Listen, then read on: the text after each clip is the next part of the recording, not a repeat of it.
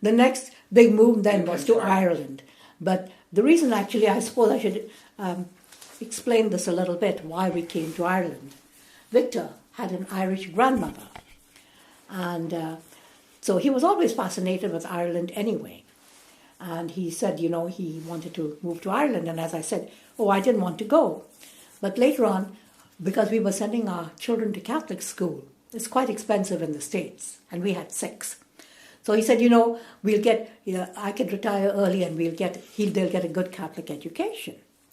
So anyway, I was thinking about that, and I said, okay. So I said, okay, we'll go. And so we came with our 6 children. And my mother came with us as well at that time because my father had passed away. So she came with us when we first moved to Ireland. Then, of course, my husband, unfortunately, we were only there, say, about a little over 6 months, and he died suddenly. So my mother stayed longer. And she lived with me then for a little while until it was time for her to go back. And then when she went back to the States, she stayed with my brothers. How did you cope, Aloma?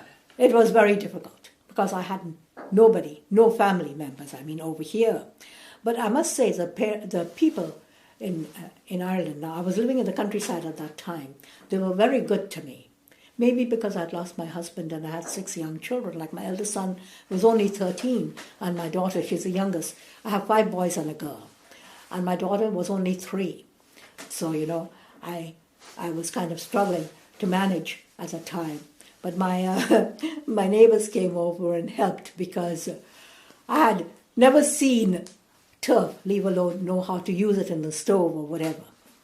So when my husband died, they were very good. They kind of, after the mass, funeral mass and everything, they came over and, they prepared all refreshments and things. So when the people came back after the mass, they had something to eat, which I was very thankful for. They were very good to me.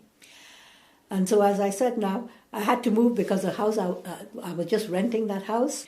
I thought, what will I do? Because I looked and I couldn't find a house to rent. And finally, somebody said to me, there's some man fixing up his uncle's cottage. It was a stone cottage. And, if you want to move there, you could talk to him. So I said, sure, fine, I'll talk to him. And he said, sure, fine, you can, move into the cottage. And of course I moved into the cottage. That was another bit of a traumatic period in my life because I'd never lived in a stone house. A stone house is very hard to heat. And they said to me, you can heat it up. And I had a stove. And I'd never seen a stove, leave alone know how to light it. But as I said, my neighbors were very kind. They came over with their briquettes and the turf, and they showed me how to light the stove.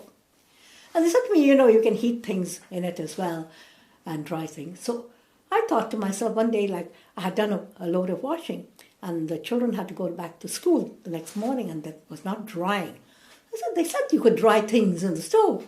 So I just got a baking tray. I put all their socks in the baking tray. I shoved it in the stove compartment thinking they'll dry quicker. And suddenly I forgot about that it also has kind of high heat there.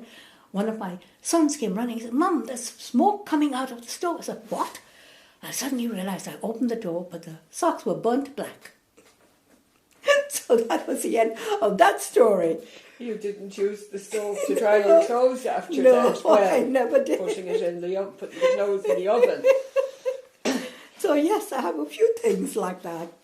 And Aloma, did you ever consider, following Victor's death, returning to the United States where you had family from both sides? Yes. In fact, my brother said to me, come back, what are you going to do there, You're on your own, you don't have anybody.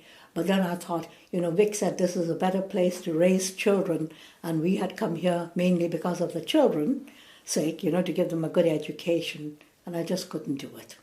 So I decided to stay.